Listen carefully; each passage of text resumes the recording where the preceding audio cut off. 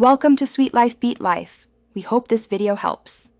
You're starting with the essentials: admin access and an active internet connection. Once done, open Start, type PowerShell, right-click and choose Run as administrator. Make sure Microsoft Store is closed before you proceed. This prevents file locks. If you saw an error code earlier, keep that in mind. It helps diagnose later.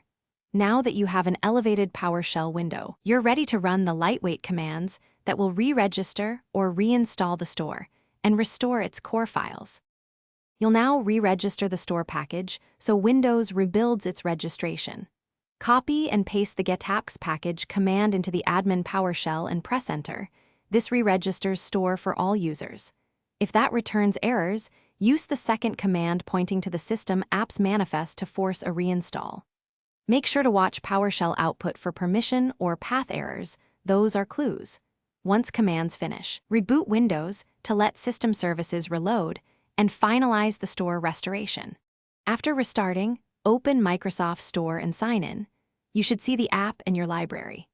If problems persist, run the built-in Windows Store Apps Troubleshooter and install any pending Windows updates, because missing updates often block store functionality.